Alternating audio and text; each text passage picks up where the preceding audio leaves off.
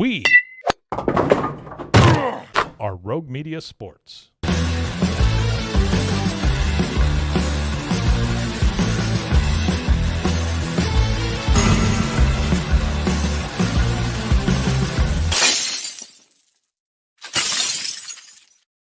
Happy Hump Day. It is the Cam Show on Rogue Media Sports Network inside the Colt Brennan Memorial Studio, where we've just got to get right out with it.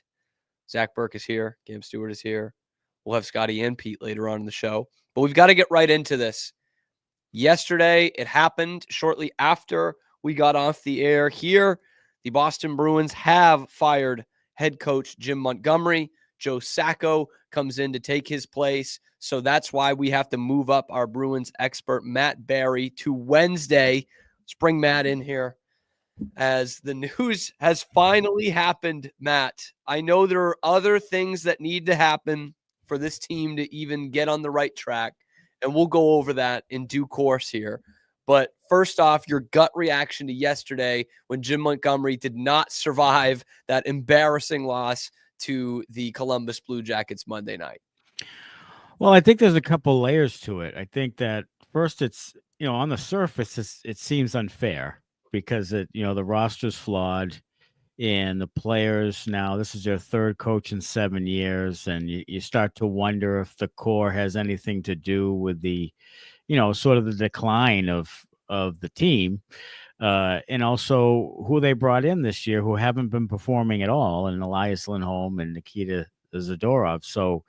But I thought over time that it was a move that needed to be made because Montgomery just didn't seem to be handling it well, in my opinion. I mean, he had been, sort of pouty. Then he had an incident with Marchand on the bench, and he benched Pastrnak, and he's been saying things in the media. He's been acting a lot more like Bruce Cassidy, to be honest with you, saying a lot of things in the media, calling players out, being more direct, even telling the media to kind of find their own answers and write what they wanted to the other day. So I thought that his attitude was kind of rubbing off on the team. He even said he had no answers at one point. And I think the team was starting to play like their coach told them he had no answers, and they were getting lost and they weren't going to be found.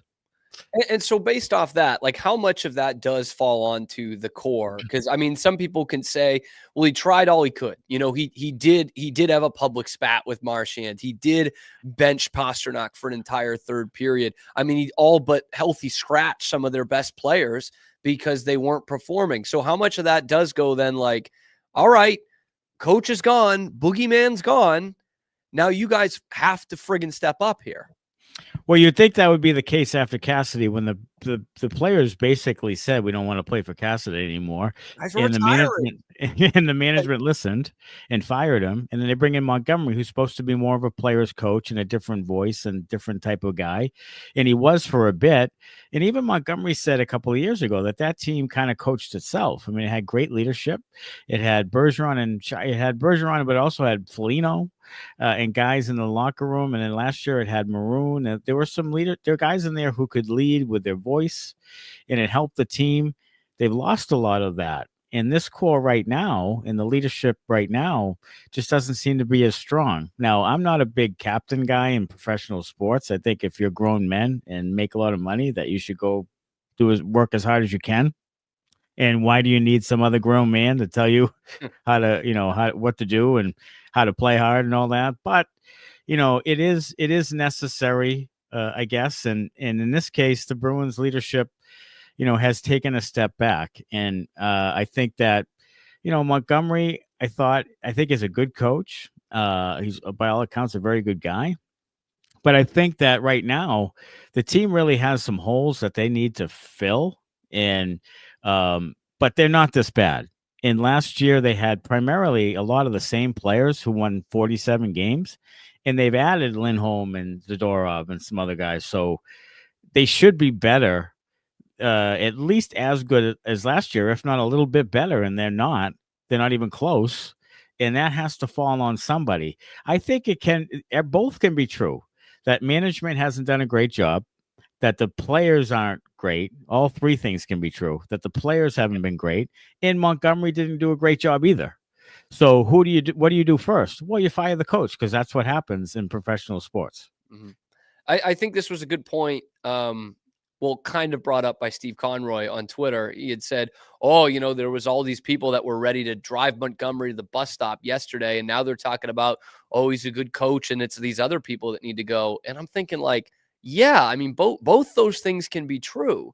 And this is what we talked about last week, in that we both think that Montgomery probably is a good coach. We didn't get to see a ton of it because there's a huge disconnect clearly between the team he wants out there and the team that Neely and Sweeney want out there. So there's that. And what we just talked about with the core, and it feels like all that, Chara and Bergeron and Krejci and Thomas and Lucic and however many guys you want to add into that built, it's gone. A year and a half after Bergeron retires, it's gone.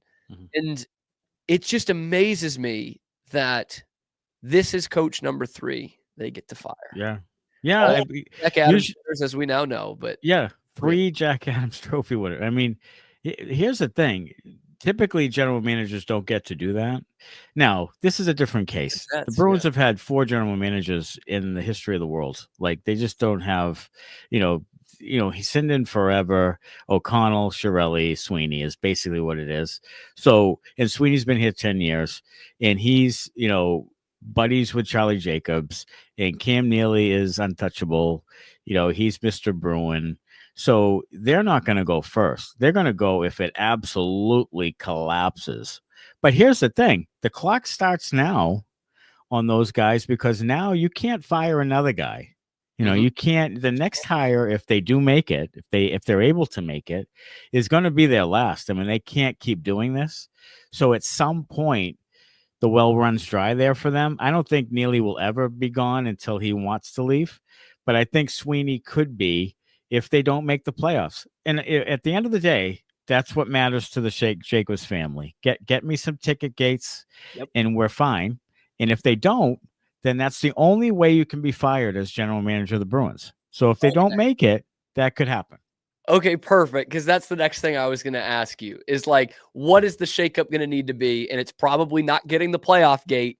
And what we saw the other night, I mean, 2/3 of the building, it empties out with 10 minutes left. And the ones that stay are booing the crap out of them. And I thought should have booed them even louder for what this lousy product they put out this season. And it's gotten to the point where your own hometown color analyst is saying, well, it's going to be pretty easy to get out of the garage tonight. Sure.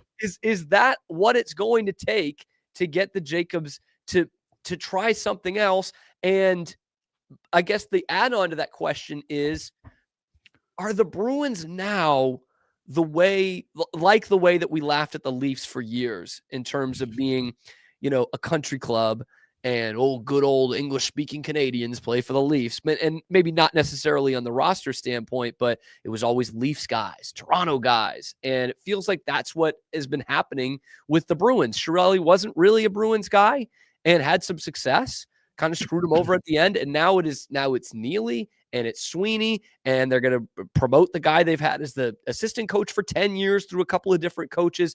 Is it all getting too incestual with the Bruins? Well, it has been for years. I mean, with Sinden and with O'Connell, who was a former Bruin. I mean, Chiarelli was really the outlier. It's really typically a very small organization in numbers and in sort of feel. Like that's who they are. The Bruins are just they act like a smaller organization, almost act like a family-run business. And so that's part of it. What's going to happen, I think, is that the Bruins are going to have to miss the playoffs and get a new regime in there. One of the things I don't look in the grand scheme of things, I think Don Sweeney, they almost won 2 cups. Like, they should have won 2 cups. They had in 19, they had a game 7 at home against a team they were better than. They should have won the game. And then in 22, they had the best team regular season in the history of the game, and at a 3-1 lead. And their coach, I think, kind of screwed it up. And I would have fired him after that season. I would have fired him then. and they didn't, and they kept going with him, and then they had him as a lame duck this year. Look, they didn't really believe in him 100%, or they would have given him an extension. And I said early on, they either extend him or they get rid of him right away and set the tone. Like, this is our guy or this isn't our guy. But it kind of let the players again have another kind of way out. And we're going to fire the coach. So the players haven't really been held accountable 100% yet, I think, through this new core. And again, this is Don Sweeney developing the new core when he sucked the life out of the old core. I mean, he did everything he could to get every last breath out of them. And now you're seeing why, because he's kind of unsure on how to build the next one. And right now it's, they're going to have shakeups. And the last time that they kind of rebuilt a little, it really wasn't a full rebuild. They traded Dougie Hamilton, and Milan Lucic in 2015. So if they miss the playoffs, you'll see another one. You'll see like Carlo and somebody go this time around. I would assume. So let me then ask you this: should it be more like 2006 than it was in 2015? Because I was up here yesterday with my Samsonov jersey on, saying it probably needs to be like 06. Does it need to be more like that, where you just, and I guess the equivalent of that would be trading, Swayman and Pasternak, which seems crazy, but some kind of big time blow up move and try to get some foundational piece the way they got with Chara that year. I know it's easier said than done, but does this feel more like 2006 than it does those 2 years they missed the postseason? Well, it's the hard part is that they don't have a lot in the pipeline. Mm-hmm. Especially like top forwards, like top 6 caliber forwards. They have some nice like prospects. 15, 16, they still have their core. They still have their core. Hamilton and Lucic, but they've got everyone else. Right. So now, there's not a lot there, and they still don't have a second round or fourth round pick this year. So the problem is that there's not really a quick fix. So if they really want to kind of revamp, they're going to have to do something a little more drastic like 06. The free agent class coming up is like John Tavares and, some older players. I'm not sure if it's, if there's really somebody there that can really help them. I think one of the problems that they had this offseason was they chased the center position and took Lindholm and probably overpaid him for a guy who only had mid-40s points, and now he's coming out of the gate really slowly to his own admission. And instead of going and trying to get in a winger like a Jake Gensel or someone they know could score 30 or 40 goals and then figure out center later, they go out and try to chase the position. And then they chase the size on the D, which I don't think they really needed 100%. I don't think they really needed Zadorov to the tune of $5 million per year. I just don't think they needed that. So, there were some misses there in the offseason. They got, size happy and sort of lost their way. There's a definite difference in identity where Montgomery wants to move the pace. Sweeney and Neely want bigger and heavier. It didn't mix. It didn't match Montgomery's style. They struggled with zone exits all season long. This disjointed play through the neutral zone all season long. So right now, maybe Sacco can just get back to this is what we do well, and see if they can simplify the game, get a little bit of a spark. They still have a very easy schedule right here the next 2 weeks. They play Utah, and they play Pittsburgh, Montreal. They play some bad teams coming up. Yeah, it's like a 10-game stretch, and we've been like 2 of them. Yeah, right. You lost both, but you've only been right. It started out like I thought that they could go 8-2 right here. You wait, and then they lose the first 2, and good. So Steve, it still could. Still go 8-2 right here. But I don't know. It's going to be interesting to see if they salvage anything. I don't think Sacco becomes the new coach. I think this is purely interim. I think they're selling it as he might have a chance. I don't think so. I think they're going to go with somebody completely different, and he's just going to be the stopgap. He's been the 10-year guy. He's been the loyal Bruin guy. They'll give him the shot at it, and maybe he can get something else if they do pretty well. Mm-hmm. I think they're doing him a solid, really. So it'll be interesting to see if because this team has good players.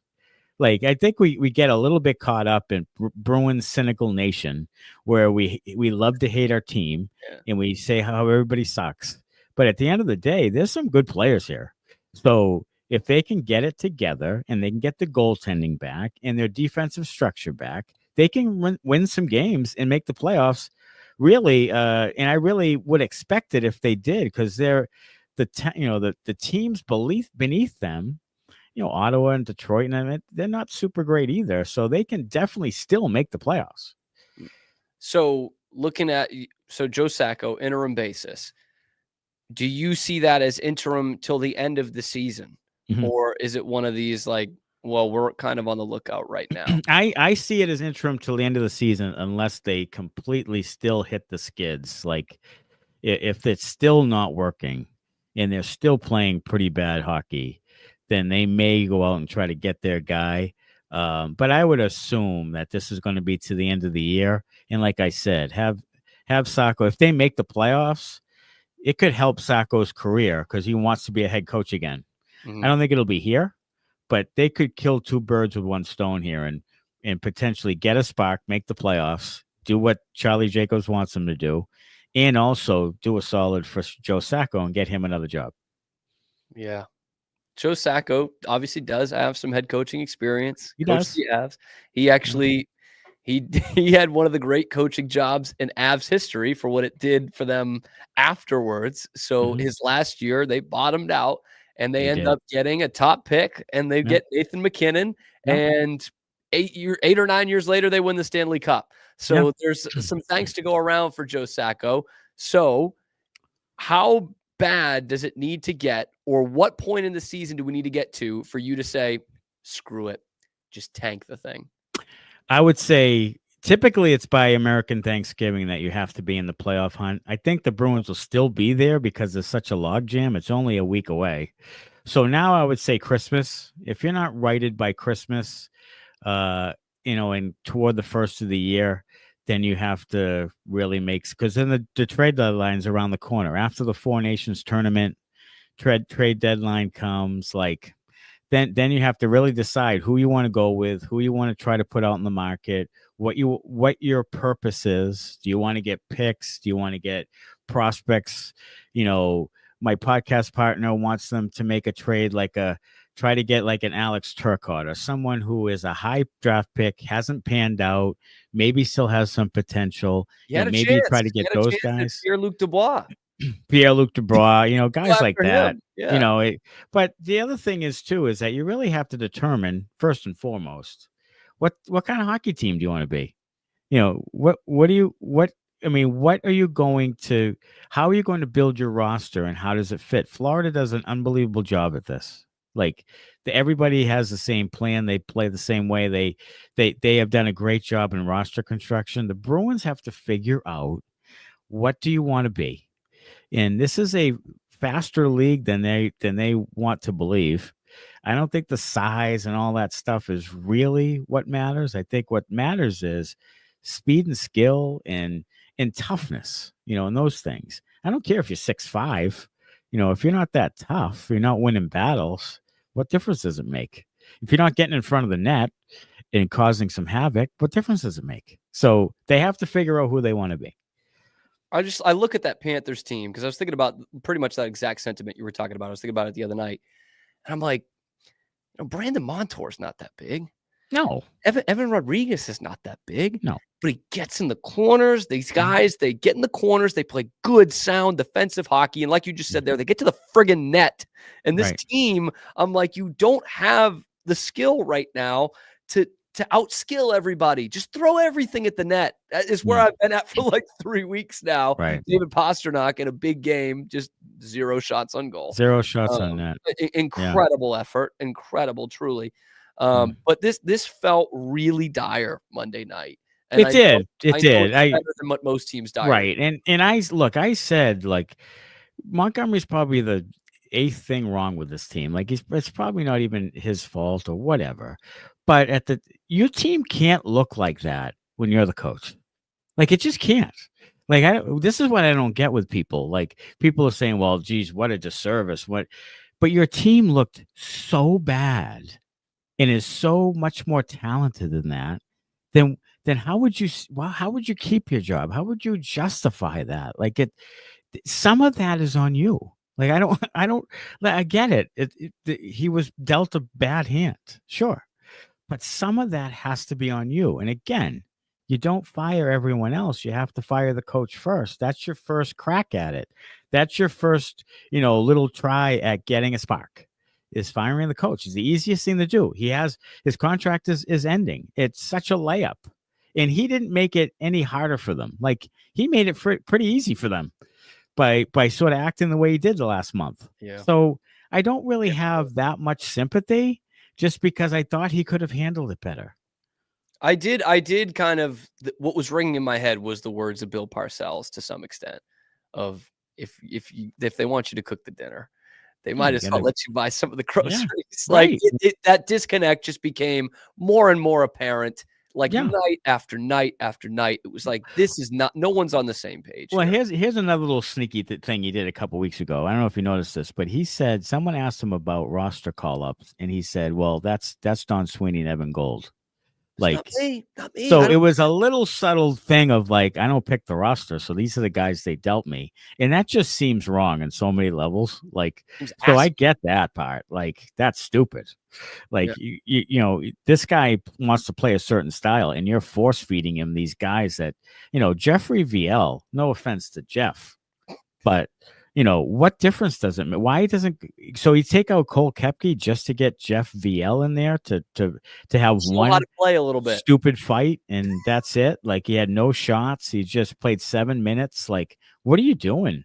Like, I just some of the moves they make that are just like, honestly, moving deck chairs. It was just getting to be ridiculous. And I almost felt like Montgomery at the end was just kind of doing things just to show people how bad the roster construction was, just to kind of prove a point, little subtle little moves. And I think that's what he was doing, is just saying, this isn't my fault. Like, these guys are lost. So he might be remembered as a martyr in like 5 years if they win the cup. He might. He might. He will be the one that warned us all.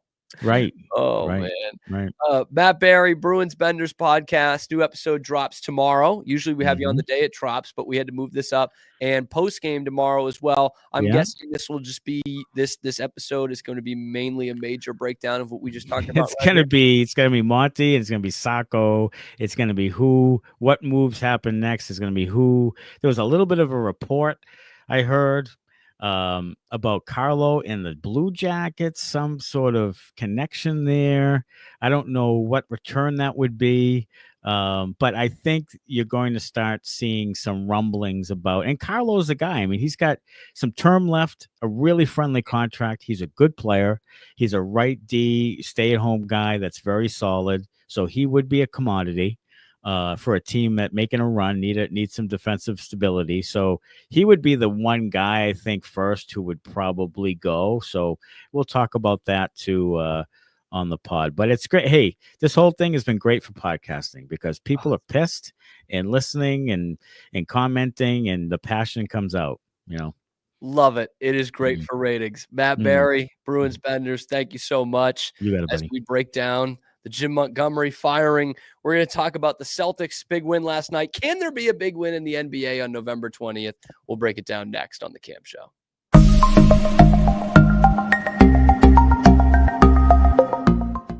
Nobody tells our stories better than our clients. The difference is stark. I was rear-ended at a stop. I thought I was fine, and then once I got home, I realized it's a lot worse than I thought. I ended up having a ruptured disc. You say you're not hurting, and then an hour later, you're saying you're in all this pain. I just felt like most people would think that I was lying. That's when I decided to call Daniel Stark. I owe a lot to Daniel Stark. They really got me what I deserved. The difference is stark.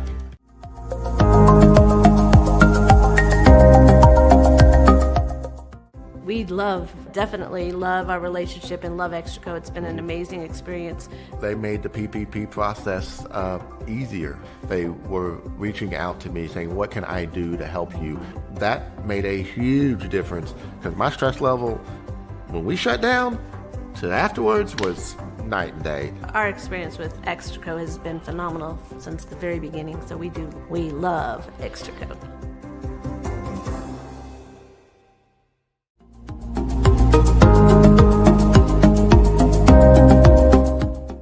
Welcome to a special edition of the Doomsday Podcast. Look at this. We got one of the great golfers in the world, certainly one of the great pass rushers in NFL history.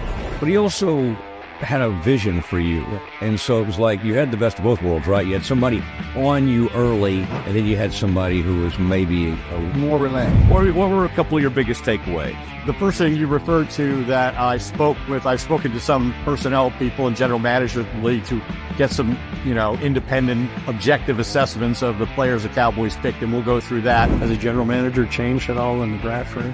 Nope, it's been the same since I was here the last time. So, Zach, I don't know if you watch or consume The Daily. It's a podcast that comes out nearly every day, done by the New York Times. And my girlfriend's family group chat, which I'm in, the boyfriends are in, was buzzing this morning because they listen to it every day. Okay. And not all of them are liberals. Some of them are, but not all of them. And they all listen to it. Okay. And today was about how great small boobs are and how they're actually awesome. That was the podcast topic? Yeah. Okay. And I'm like, you've got to be kidding me. I mean, maybe it's me. And they were like rejoicing in the group chat, by the way. One of the sisters loves the idea. Which this is denying progress, okay? This is supposed to be the progressive party. Last year, boobs made a huge comeback. Like, we finally, as men, were able to be like, yeah, huge to tits make rock. a huge comeback? I don't get what you're saying. There was very much an ass revolution for years, which liking big boobs does not mean you don't appreciate a good rump. You know what I mean? Those things are not mutually exclusive. Fair enough. And I just thought we were supposed to be progressing here in society. This is halting that. I mean, why do we need to hate on big boobs now? I don't think we need to hate on any. I am a fan of kind of all across the board, so I don't understand why there's feminist. You're a good feminist. Yeah, rightfully so. Oh, yeah. So this is the misconception though. So obviously there are many millions of beautiful women who do not have big breasts. Okay. Agreed. Some that I know. Okay. Personally? Yeah. Okay. That don't answer my texts, but I know. Of course, I haven't texted them in 4 years. Of course. Well, that could be part of it too. But why do we need to root for small boobs? Like, does anyone do that? Like, if we're being honest with ourselves, does anyone like really prefer small boobs to big boobs? Somebody for sure has to out there. And I just look at the world we live in and know of just how nobody can agree on anything in general. So there might be just a sect of people that are all for it just to be contrarian. I was going to say, if we can agree on one thing, it should be that big boobs are good. Big boobs rock. And boobs have made a great comeback, and this is stunting it. This is stunting the growth of our nation, quite literally. I don't know about that. So this is not to say that you can't be hot with small boobs. Again, been there and done that. Great. But we shouldn't be rooting against big boobs. We can root against big pharma. We can root against big tobacco. We should not root against big boobs. Fair. So I guess and then someday you will find a soulmate who has perfect size boobs for whatever you're into. That's perfect. So that's the thing is, were they like super? This is what I don't get because I don't listen to the Daily. I guess were they very much just anti? Like, did they lay out a campaign of like, here's X, Y, and Z? They can have health problems. I get that. Yeah, it can cause back pain. No, I think it's more just like people are objectifying women who have big boobs, so we're going to objectify women who have small boobs. Scotty brought up some great examples of great small-breasted women, like in pop culture, right? Who we talk about? Keira Knightley, Natalie Portman, Zendaya. Like, it's not mutually exclusive. I'm just saying we shouldn't be rooting for small boobs over big boobs. And just as a generalization, it's like, I don't know how hot of a take this is, but all right. It's not unlike everyone wants to be a billionaire. For right? sure. Yeah. But most of us would be just fine being a millionaire That's or a very true, too. multimillionaire. So you're sitting there with your millions and you're like, damn, I can't buy a sports team, but I can do like anything else. That's what it's like being with a beautiful, great, smart, funny, caring woman who does not have huge boobs. You're like, of course we all want the huge boobs, but I'm okay with this. And then you get very lucky, like I have, and you find a great woman who has all of those things and the perfect size boobs. Not too big, not too small. They're not getting in the way. They're not giving you a concussion. And it's also not a surfboard. Yeah. No, okay. I've never objectified women. Ever. Some would say I'm even a feminist. Correct me if I'm wrong. I'm not. I don't like that. It took years for big boobs to make a comeback. Again, I don't think they. I don't like the went New York anywhere. Times using their platform to suffocate that. I don't think that anybody was ever anti. I mean, unless I missed the report that came out where they were trying to push us away from you missed it. the generation. I guess I did. It became a butt world, which is fine. I appreciate a good backside display. I'm okay with that too. And sometimes you made a great woman who is the perfect size of both. I'm very lucky in that respect. Very much so. Let's see how you transition from this. I know you are too. Yeah. How am I going to transition? That's what I'm waiting to see here. The Celtics. No. Do I need to stay around to bounce something? The Celtics made a comeback. Much like big boobs did. Okay. And small boobs, aka the Cleveland Cavaliers, are trying to shut that down. A little bit of a stretch, but we'll go with it. We somehow had a big time marquee game on November 19th in the NBA. And no, it was not because it was an NBA Cup game. It was because the Cleveland Cavaliers have, I think, the second longest winning streak to start a season. I think only Golden State had more, 24-0.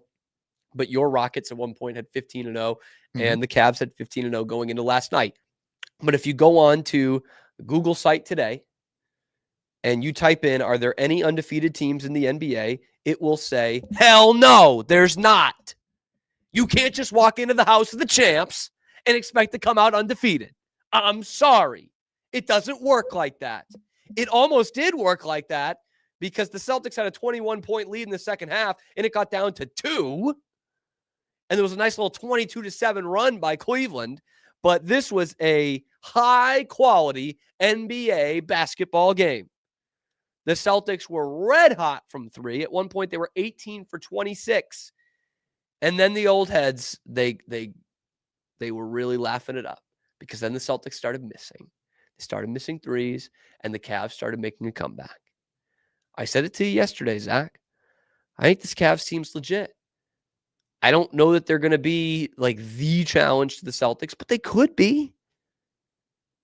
They have a good, well-rounded team. They had a well-rounded team last year, and it got even better, and I guess they have a better coach.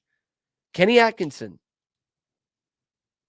Kenny Atkinson is their coach, not J.B. Bickerstaff anymore. And what I did not notice, and I'll have to hand up to this because I've only watched like 3 Cavs games this year, parts of Cavs games. I'm not utilizing League Pass the way Simmons does. But their offense is better than I thought. In fact, it's historically good right now because I was impressed with their defense last year and the individual defenders they have on their team. But they have a pretty damn good offense too. In fact, going into last night, both the 24 Celtics and this Cavs team were like top 5 in all-time offensive rating. So take that how you will. The moment in the game last night was the Cavs making that comeback in the third quarter. They outscored them by like 20 or 25 points in that quarter. That couldn't have been that much. But the last possession of the third, Jason Tatum comes down and just does a Jason Tatum thing. We'll take the last shot here. Down to 3, to 2. Tatum drops Niang. Tatum delivers one. going left. Just creates space. Cleveland wanted a push off. I didn't see it. Drops him and says, fuck out of here, man. Get out of here. And who was that he dropped? None other than the winningest NBA player of the decade, Georges Niang. Why does he have so much disrespect for Georges Niang? How quick some of you forget. It was right there. Hard to tell if he was actually grabbed, but he just stopped him staring at the bench. And then called for a technical foul. Now, it looked like on that play initially that Brown shoved Harden to the ground. That's Georges Niang, that right arm. Grabs the leg of Brown trying to stop him from running back. Yep, absolutely. Yep, Tatum remembers. Tatum remembered that. Is it the dirtiest thing I've ever seen? No, but it's pretty Bush League to be on the bench and grab someone's knee who's trying to play and get back on defense. That's pretty Bush League. That's Georges Niang. That's what they teach him in Philly. That's how the Sixers teach him to play. They say, if you're going to play, you're going to do this from the bench. And if you're not, you'll also fit right in here. That's why we get Joel Embiid and Paul George. We have a good segment coming on next, by the way, but I am really bummed because I need to get a full segment with Pete talking about the Sixers and Joel Embiid and how embarrassing this is because it's so funny. But anyway, that's not what we're talking about. We're talking about the Celtics win over Cleveland. And does that mean they are still the team to beat in the East with the second best record in the conference? I think it is. I think it is. They're the defending champs and they bring everyone back. And after the game, I'm starting to lose it with Shaq a little bit. Okay? Shaq is like an okay analyst, and obviously he's funny. Everyone loves Shaq. He's really funny, does the general commercials, whatever. I like Shaq. A great Celtic, by the way. All-time great Celtic, who probably prevented them from winning a title too, but that's not necessarily his fault. But Shaq is becoming a bit of a Celtics hater. This is the same guy who had the Mavs winning in like 5 games last year and said they do not have guys that can guard Luka, and they fucking did from the beginning, and then they did guard Luka, and then after that, he was like, I never said that. Well, it's like, no, you did. We have the receipts of that. We talked about it on this show. Yeah, I would argue a little bit that whole inside the NBA staff was kind of a little... Most of the talking heads, yeah, because they wanted it to be true. They wanted, like, and that's okay to a certain degree, right? Yeah. They wanted the Mavs to win it. They didn't want the favorite to win. Enough. But they all kind of tucked themselves into it, which is kind of silly. And then last night, Shaq was saying, well, the Cavs were basically down a guy because their best player played so horribly. I'm like, okay, basically down a guy versus the Celtics literally being down a guy until Christmas, down one of their starters. Kristaps Porzingis, you ever heard of him? He's a pretty good player. You watched him in the finals last year, pretty good basketball player, makes a pretty big impact on this team. And yet they're like, well, the Cavs, I mean, Mitchell didn't even play well, so. I don't like what? Well, what? I just don't get Kristaps that. doesn't even play. Yeah, I don't get that in a way too of like being like, oh, well, he played himself out of having the best player. Like that's not necessarily, if you watch a football game and the quarterback throws 3 picks, you're not like, well, their best player played him out of that game. Like, no. So that doesn't count. Yeah. So Shaq, low-key hater. That team could have won it all in 2011. But Danny kind of messed that up, if we're being honest. Not necessarily Shaq. Shaq was what he was. The big 3 weren't there yet, were they? Or were those after? They were there. Yeah. They could have beaten Miami that year if they had kept Perk, which is weird to say now. But anyway, Hall of Fame, MLB Baseball Hall of Fame is actually what it is. It's the most hotly contested Hall of Fame there is, and we're going to contest that as well. We will vote on who will be in the Baseball Hall of Fame class of 2025. That is next. Nobody tells our stories better than our clients. The difference is stark. I was rear-ended at 70 miles an hour. I was injured, had a concussion. The insurance company, they delayed. They were playing games from the initial conversation. They weren't going to help me. The biggest thing I learned through this is that you can't go through this alone. I called Daniel Stark. They were going to help me and everything was going to be all right. Daniel Stark got me 10 times the insurance company offered. The difference is Stark. We definitely love our relationship and love Extraco. It's been an amazing experience. They made the PPP process easier. They were reaching out to me saying, what can I do to help you? That made a huge difference because my stress level, when we shut down, to afterwards was night and day. Our experience with Extraco has been phenomenal since the very beginning, so we love Extraco.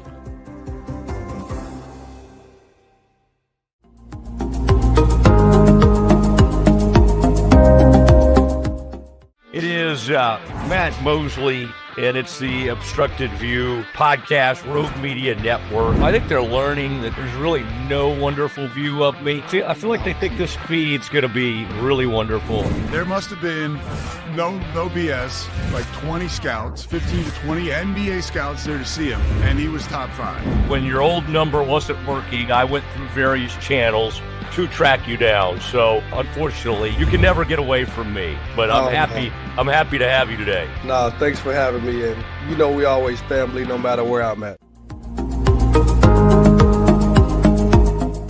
I mean, yeah, a new coach comes in, they're going to turn the roster. I think that's just we've got all these transfer portal stats and what Dion did and what Fritz has done. I mean, that's the deal, man. That's the game that's being played nowadays. Maybe a little bit unknown at quarterback. I mean, unknown to the rest of the world, but you know, he dove into the portal and got a guy who is super, super athletic.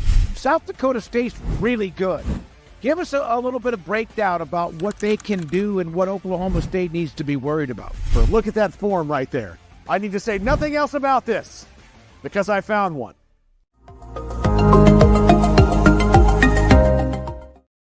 My piece of shit laptop that I bought a year ago at like $2,000. Like I can't, it's frozen. I can't even move the mouse to shut it down. It runs out of storage every fucking day. It's such a piece of dog shit, man. Like, sold a fucking bag of goods. It's Hall of Fame time. I've got a couple of Hall of Famers with me. Zach, Scotty, Pete. And we did have the Phil Rizzuto meltdown the other day and decided that this is time to vote for ourselves. We're going to take this into our own hands. I love Baseball Hall of Fame talk. I like being an absolute dick about it, if we're being honest. And I would love to back it up with some of my stats, but I literally I can't get onto this laptop. It does absolutely nothing. It's a piece of shit. So we voted. We each got a ballot.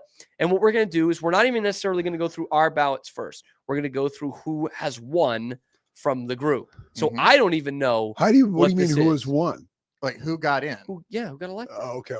Well, because there's four of us. This is for, Pete. There's 4 of us. No, I you got need it. 75% of the vote.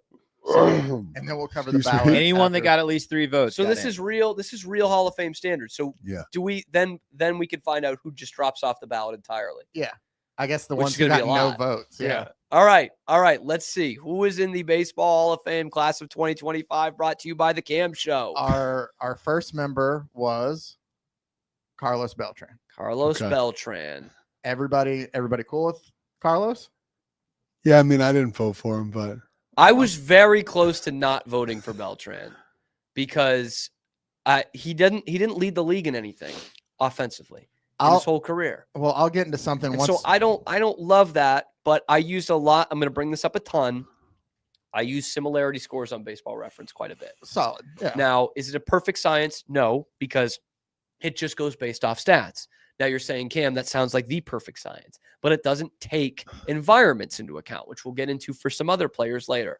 And Carlos Beltran has pretty good comps. His comps throughout his career are Hall of Famers. Guys like Andre Dawson, borderline Hall of Famer, but he got in, and Dave Winfield, who is a Hall of Famer. Wow. So he has a lot of that. Good postseason stats. 16 career home runs in the postseason, but exactly half of them came in his first trip to the playoffs. That great run with the Astros in 2004. But still, he plays a tough position, and he was pretty good defensively at it, and he hits the milestones for me. So I do have him as a Hall of Famer. I'm guessing I was not the only one, but that was kind of a tough one. Well, if it wasn't Pete, then I have an idea of the other 2 who voted for him. I voted for him, and he was a late addition to the Let me look him ballot up. because it was me trying to look at some of the other outfielders that are on the ballot this year. And so I went back and I looked at previous classes and tried to use like, hey, what are the stats that the previous classes have kind of had in this position to kind of find a metric to use? Mhm. And when I looked through all the other outfielders after Beltran, I kept coming back to none of them are as good as Carlos Beltran's offensive production. Like that's what it kept coming back to. I'm sure defensively you can make some arguments there. And there's another guy we'll get to that had more gold gloves and stuff. And I get that. But just the amount of runs that he was able to score compared to everybody else that was coming out, there was no way I couldn't have him on the list. So Beltran's in. Yes. He played a lot. He played for a long time. I voted for him, and for me, it's Cam mentioned he didn't ever have the best offensive stats at any one point. But anything. We have 41 homers in 20. There's something about being like an A+ in a league though for a long time, and like he was good for a long time. Like I don't remember how many seasons he played, but he was good for a long. He played for 20 years. Almost. Yeah, and you'd say probably 16 of those he was a great player. Mm-hmm. Yeah. All right. So are we ready for number 2 if who got in? Please. As Cam still I just I want to back it up, and I can't fucking do anything on this laptop. It's completely shit fried. Well, I can't do anything, man. Nothing like being All right, shit fried. second. Dude. I got shit fried a lot back in the day. Who we got, Zach? Alex Rodriguez is our second vote in. All right, for our A-Rod. Hall of Fame class. It's about time, baby. Did you vote for A-Rod, Cam? I did not vote for A-Rod. So then we found the one guy who didn't. Mine was, and I'll make it really quick. As much as I despise Alex Rodriguez, maybe as a human or things he did, like Dude, he's not half of like it, a murderer. It's not. No, it's not that. But at the same time, he won the MVP award 3 times, including when he was a member of the worst team in the West. Right. Like that says something. Yeah. Steroids aside, that is him himself. And his Bill James Hall of Fame score is just mountains ahead of anybody else on this ballot. I want to hear why Cam didn't vote for him. You don't get everything. Oh, You don't give get me a everything in break, life. dude. Well, Pete He's and got I, the records. He's got the MVPs. Pete and I popped got all off that yesterday shit. about how foolish it might seem to keep some of these guys out for steroids or whatever. Yeah. And the reality is, Alex Rodriguez might be one of the 10 best baseball players. Sure, and he I can think- keep that mantle. And so put him in the hall. Like, and can't get people. everything. The other thing about A-Rod that I remember when he came to the Rangers, elite defensive player for a long time. Yes, Like, when not- he went to the Yankees, he should have played short, and he didn't just because Jeter was Jeter. so much respect for Jeter. Yeah. Right, Cam? He's a better shortstop than Jeter. Absolutely, better player than Jeter. Yeah. All right, who we got next? But doesn't get your vote, Cam. Nope. Yeah. Our Well, third, that wasn't a good description. Go ahead. our next member to get into our 2025 Hall of Fame Explanation. class, Yeah. Manny Ramirez. Can't keep 2004 Manny. Cam World did Series not MVP. vote for Manny either. I can just tell by the look on his face. I did not vote for Manny. Yeah. Did not vote for Manny. Well, I want to hear. not? I want to hear that. You being the Red Sox I guy. feel like though this is Same reason I didn't vote for A-Rod. yeah, this is Why? the argument of the So it's steroids. yeah. I think you made it on Monday when we talked about it. You don't get everything. Yeah, you don't And get he wasn't a everything. good husband. Well, that's fair enough. Beat his wife. He I did. don't like that. Yeah, but that's not why I didn't vote for him. Yeah, I just Lifetime left out the steroid 312 guys. hitter. Lifetime Yep, great player. 500 homers, World Series MVP. You know what's Batted funny? 7th in some 12-time of those Indians All-Star. lines up. Get the fuck out of here with all this He- steroids. look, he's in. He's Well, in. But that's the thing is the 3 guys we voted in so far are the 3 steroids name. Are the well, Yeah, not necessarily Beltran, Manny. it didn't help Beltran very hit much. 200. He had 41 homers in 2006. Sorry, he was juiced up. Because you compare it to every other year he had, and he's got like 15. But it's not Okay, like then it's not Beltran Brady juiced up. Anderson level. Beltran had stuff. 48 and 04. Huh? Beltran had 48 and 04. Was he juiced up? I mean, probably. No. We don't know for sure. I said Griffey was juiced up, and everyone fucking jumped all over me. I don't know about that. Exactly. You'd Yeah. vote for him anyway. What do you give a shit? That's true. He You was care. injured far too often in Cincinnati. I'm trying to He retain was the injured integrity. far too often in Cincinnati. All right. Nomar on the juice too. So If we want to even this out. this is going to be a small class because here's our last member that we voted into the Hall of Really? Fame. Yes. And that would be Ichiro, who I almost left Yeah. out after looking at Beltran's numbers. Was this unanimous? This was unanimous. Ichiro is our This is the only our guy on the unanimous ballot vote. I did not look at the stats for. Well, I knew I wasn't voting for Manny and A-Rod, so I didn't look at theirs. But So easy, I man. Yeah, I think he's going to be one of the ones that gets in first ballot. We also have a breakdown here, if I can read to you real quick. Please, because I cannot read it. Yeah, no, Scotty killed it with all these graphics. Scotty, man. amazing work. Receiving no votes is the majority of the ballot, but we'll focus on the ones receiving one vote: Andrew Jones, Chase Utley, and Francisco Rodriguez.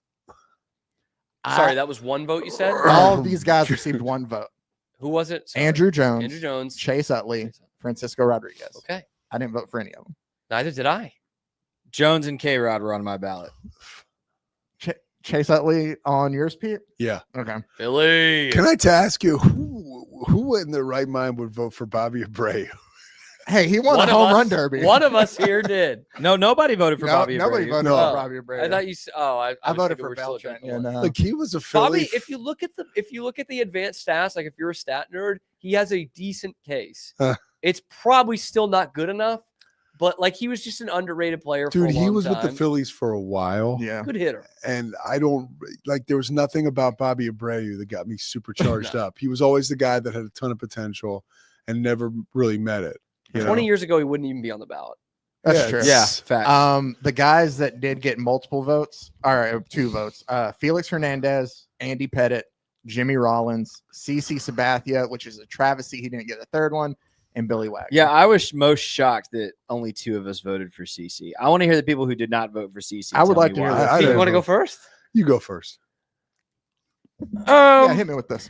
CC, kind of his Hall of Fame ballot is a lot on counting stats, which is fine, but I get tickled. I get my balls tickled in Hall of Fame voting by top 10 MVP finishes, top 10 Cy Young finishes, and what you led the league in and what your peak was like. And you look at CC's peak, it's pretty darn good.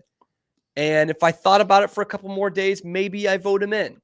But I just didn't think, like, the last 7 years of his career did nothing for me. He won a Cy Young award that he should not have won. That should have been Josh Beckett's Cy Young award. Okay. And he doesn't do it for me in those prime years. He doesn't lead the league. He leads the league in games started. What does that do for me? He's not leading the league in anything like ERA or FIP or strikeouts to walks. He played for some damn good teams, which is great and everything. But his similarity scores too, they don't jump off the page. He's linked to Hall of Famers after their prime. Yeah. So he's got some Tom Glavine in there. I think he's got 1 year of Greg Maddux in there, but it's like mid to late 30s. They're not these guys in their prime. His prime years are comparable to Dave McNally, who was a good pitcher in the 70s, but is not a Hall of Famer. I would argue that his first 7 years in Cleveland are the same as the 7 years he spent in New York, and I have the facts to prove it out. Record-wise, please. His record in Cleveland. I would love to pull up some stats. Yeah, that's fine. His record in Cleveland from ages 20 to 27, 106 and 71. His record with the Yankees from ages 28 to 35, 106 and 68. Same amount of wins in both those straight. Well, that's what Cam was saying a little bit, and that's kind of my case. Is like the end of his career was sort of like he took a nosedive. It was kind of hapless. Well, his ERA was better in New York. And like wins are great. Okay. Wins need to be taken into account here. It's the same way batting average still needs to be taken into account. But it is not the end all be all. And so when I'm putting him next to Felix Hernandez and how dominant King Felix was in a terrible run support environment. Bottom, yes, but he had a better peak. And I think a better career. With a run scoring environment in that Milwaukee he was in. might be the greatest peak of a pitcher. It was half a fucking season. And it was incredible for that. So half you're gonna give it to fucking David Price? No, for that half a season in Toronto. CC Sabathia did way more than David Price they did the same shit. No, they didn't. They did the CC same did it shit. better. They got their teams to the playoffs. That was it. Oh man, we've lost that. Look, CC had that was a great run, but it's half a season. I'm not judging a Hall of Fame off half a season. Consistency. I just in those 17 games. And by the way, 3 shutouts, 7 complete games, 11 wins, a scoreless decision away from a no. How'd he do in the playoffs? He took the Brewers to the playoffs for the first time in a fucking generation. There was nobody. They did, but there was nobody else on that team. What is Tony Gwynn Jr. going to help CC Sabathia win something? No. Ryan Braun, my goodness. Yeah. I said this about Beltran. Consistency and being great over a long period of time gets you very far with me. Yeah. There's a lot of guys that can be a flash in the pan.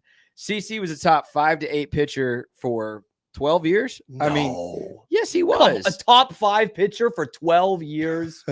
He had shoulder injuries and ended up switching to a cutter and prolonging his career that way. He's a smart baseball player. He is a very good baseball player. No. That I is said not this- the argument here. here's- He's not a top 5 pitcher here's- for a decade. I mean, Here's the other take. If No you don't like the fact that he compiled stats, accumulated stats, is what I said about the steroid guys the other day. If you can't tell the story of an era without the person, you need to consider putting them in. I do not think you can tell the story of baseball over the last 20 years without CC Sabathia. He had more I think you strikeouts can. per game. And honestly, I voted for Felix Hernandez. I think you can probably tell the story without him too. These guys, they're not Kershaw, they're not Verlander. Like those are the guys that I talk about for a generation. Well, I mean, CC Sabathia CC was was a part of before the Kershaw, yeah. 3,000 strikeout club before Verlander got there. Well, granted, they played long, but I'm saying it's him and Scherzer. Sabathia got like a 5-year head Well, start. but still, he started before. But I'm saying, like, the only 3,000 strikeout club members since CC are Verlander and Scherzer. Yes. They both have And he's other the- great stats. And he's though. the They were third most. both He better has the pitchers. third most strikeouts amongst lefties, only behind Steve Carlton and Randy Johnson. But he's not those guys. But there's guys below him that you'd probably put in, and he's better than those guys. Maybe. But I don't know. Like I'm Tom saying, Glavine won 300 games. He had more. Okay. He had more That's strikeouts him. per game as a Yankee. He had less walks. Like he's a guy who almost won Rookie of the Year in Cleveland, losing only to Ichiro, who still got better later in his career. See, I don't. Is that a Hall of Fame argument? I'm- that he almost won Rookie of the No, Year no. and got better after his rookie season? No, my point is he completed on an all-star level and still did later on. Like it never ended. I just don't think he has a Hall of Fame resume. That's man. fine. That's fine. The comps that he's got in as Hall of Famers, I think the only one was Mike Mussina, who I have noted on the show I don't think is a Hall of Famer. Yeah. He's Yeah, in, neither do but I think it's a weak one. That Brewer season, CC led both leagues in complete games thrown that year too. That was awesome. That was the thing that he led the league in complete games. One But for season. both That's the American League fantastic. and National League. Who that else? year. Great. Who else do we need to sort out Yeah. before we get out of here? Let me pull it back. You guys, nobody voted for Jimmy Rollins? No, Rollins got 2 votes. Okay. I would like out of the Phillies guys, I like Rollins more than Utley, and I just Great think he's- defensive yes. player. Oh, fantastic! Yeah. Won an MVP, won a World Series. He had a terrific career. I put in Billy Wagner just because when we're at a position with closer, like I voted him in, but it's like the guys that are better than him are already in, and so it's like if you want to keep getting like closers in, you're going to have to look at a guy like Billy Wagner or wait until another phenomenal closer comes back around, like a Mariano or somebody before you put that back. I put in Billy Wagner as well because I looked. This was like almost 1,000% a similarity score vote, but kind of the same reason. Is it's like if we're gonna put Lee Smith in, then Billy And I Wagner love needs Lee to be Smith. in. And you look at all the comps that he's got, and they're mostly current guys or just retired guys. But it's like Kenley Jansen, Craig Kimbrell, Josh Hader. Like the first 2 guys, they're Hall of Famers. Kimbrell and Kenley Jansen. If we're putting closers in consistently, those guys are Hall of Famers. So I put Billy Wagner in. I'm with that too. Who voted for Pettit? I know I didn't. I did. Okay, We did. the Pettit fan club over there. I get Ca- Cam's carried by good teams. Good pitcher, very good pitcher. solid. Not a Hall of Famer. CC Sabathia is better. Didn't lead the league in anything. CC Sabathia, I think, is better. I think he is better than Andy Pettit. There we go. Common ground.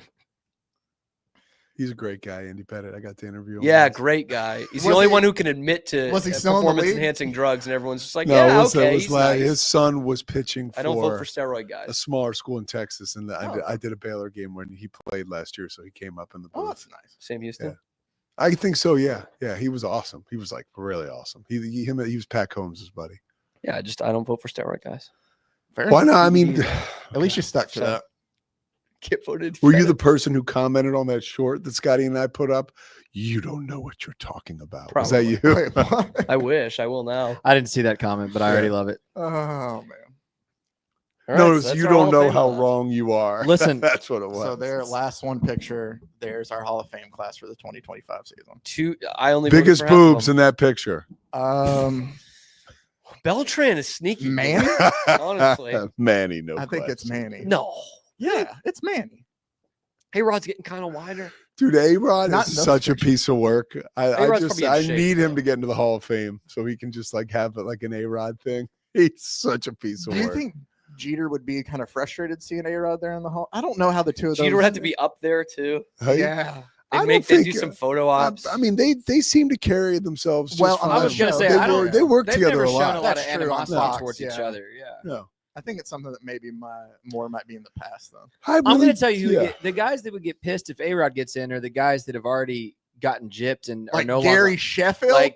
Gary Sheffield, Who but just fell off the ballot. I was going to say other steroid guy, like Barry Bonds, Mark McGuire. Like if I'm one of them, I'd be pissed if A-Rod gets in. Well, there's going to be some guy that's going to be the tip of the iceberg that starts them allowing everybody else in, right? Is it going to be a guy? But like then A-Rod? do you go backwards and like I feel like you kind of have to. I mean, and then it'll be the Veterans Committee all over again, adding but guys in later. this is why Rogue puts A-Rod in the Hall of Fame. I don't think there's any shot he actually gets in. Well, I mean, you talk about guys like Surprised no A-Rod, one really put up a case. A-Rod, Bonds, McGuire, Clemens. I mean, they all get in without the steroid use. That's my thing for them. Do they? Like, yes. How do we know? McGuire? How do we Dude, know? There's no chance. I mean, McGuire was head and shoulders. Clemens started using him in Toronto. At that point, he had 1191 career wins. Is he in the Hall of Fame? Bro, Clemens was out of his mind early in his career but in it's Boston for 12 and throughout his whole years. career. He's not just going to. And then he what gets does a that mean? He second doesn't life show on up to his the career. ballpark if he doesn't take steroids? Give me a fucking break. There's no way. And Barry Bonds was one of the most gets like a whole dynamic second players life. in the league. Barry Bonds was good without. I'll agree with I would think Rodriguez was a great player Yes. This is not even an But that's argument. not. But that's not the argument. Is there a great player without? Are they a Hall of Famer? Yes. Yes, they but are. we don't know. Like we Yes, don't we- know what their fucking back half of their career would what it look is, like. it's everybody's got to bug up their ass. I and think it's a Bonds is black- probably the greatest hitter ever, but we don't know what the back half of his career looks like without the steroids. We don't. Come on, man. What do you think? He's just going to shrivel up? Like, I mean, yeah, that happens to guys. His head got bigger. no. Albert Pujols, like it happens. He still got. Did he get up this to this 700? this is a whole nother He had a good segment. last year. This is a whole nother segment. But if you, I believe, like if you took the careers, right, the windows before, like you could look and say, okay, here was the steroid like watermark where these guys went ahead and started to juice. I believe the guys I mentioned would still have a Hall of Fame career prior to them taking steroids. I mean, McGuire, dude, like I was a little fucking kid. Like McGuire, he had a that home changes run. everything. He had a home run every time you turned around in his first like 4 years with the A's. Like he was a fucking scary guy. It's not the argument, though. You got to save your voice for your show. Yeah, I'm trying not to say the F word. And I have a volleyball game tonight. Fuck you, Cam. You need some warm water and lemon, brother. Stupid show. That's my Hall of Fame committee. Only half the guys I voted for got This in, is so honestly though, how much not fun? any kind of How bias. much fun would it be to be in those rooms? I mean, Oh, like, yeah. like you know, these They gotta be obviously throwing shit, man. But obviously, you fill out a ballot, whatever. But like, you know, down the street in the Texas Sports Hall of Fame, like they got a bunch of jokers get in a room together and go fucking buck wild trying to make their case for See, guys. I have to love imagine that. there's a lot of instances like we've had of just like yelling over each other. Like, Yeah. this is why this guy belongs. Dude, Hey, listen, I love they the just Baseball Hall they of Fame, just put man. out the pro football semifinalist, so maybe we do that next week. Yes. Early next week before Yes. the holiday. Let's There do was it. a story that Bryce Cherry told us All right, about. wrap it up quick. Hold on. There was a We're way story over that Bryce Cherry told us about someone who was on the Texas Sports Hall of Fame ballot that I cannot tell you right now, but I will tell you in about 2-3 minutes that Zach had to go back and remove. It was the most amazing story. I couldn't believe he told it, and I knew he was going to ask. And you're going to tell us that while we're still live? I'm telling you, Tease what we're everybody. doing. Dude, I can't, guys. Pete I can't. Souza at 1 o'clock. He'll probably tell you who it is at 1 o'clock on the Pete Souza show on YouTube. We got Chris Platt coming. We got in. Chris Platt in studio. Baylor legend, Can't going to be catch him. here. It's going to be a ton of fun. I'll be here high noon Eastern tomorrow, 11 a.m. Central Time, live on YouTube every weekday. And then wherever you get your podcasts, leave your comments on who you want to put in the Hall of Fame. Be sure to like and subscribe, ring that notification bell, and we will see you tomorrow.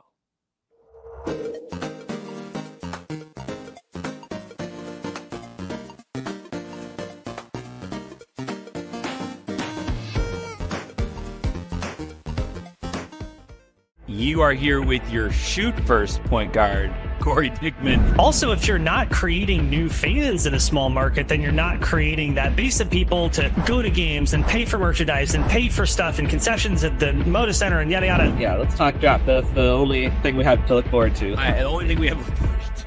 That's what I will teach my son. You will teach your daughter as Blazers fans. It's like, look, the two most exciting times of the year for us are the draft lottery and the draft itself. Like, here we are.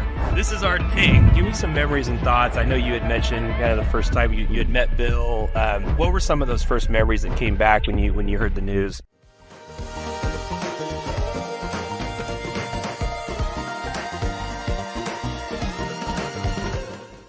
Coming up on the Pete Souza Show, Rogue Media and ESPN's own King McClure talks to us about the NBA draft. The team is banged up. Are you getting undressed while we're doing this? No. What is happening? And it's partially because the team has like pretty kind Wrong of big podcast, Nick. Wrong podcast. When you're a golfer, what is the point of no return? He was the best play-by-play announcer around, in my opinion, and he made me want to continue to watch.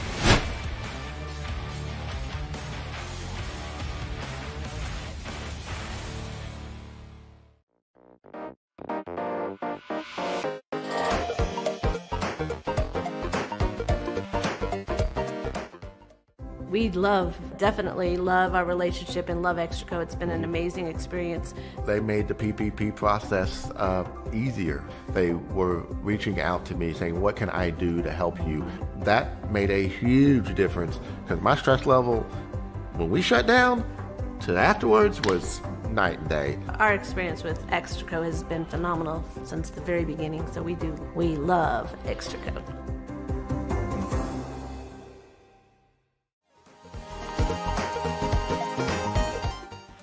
Nobody tells our stories better than our clients. The difference is stark. I was rear-ended at a stop. I thought I was fine, and then once I got home, I realized it's a lot worse than I thought. I ended up having a ruptured disc. You say you're not hurting, and then an hour later, you're saying you're in all this pain. I just felt like most people would think that I was lying. That's when I decided to call Daniel Stark. I owe a lot to Daniel Stark. They really got me what I deserved. The difference is stark.